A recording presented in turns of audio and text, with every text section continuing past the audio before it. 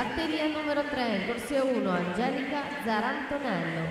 Alla 2, Sara Finelli. Alla 3, Sara Moore.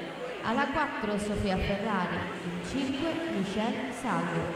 Alla 6, Greta Miotto. Alla 7, Sara Gensini. In 8, Giorgia Merocco.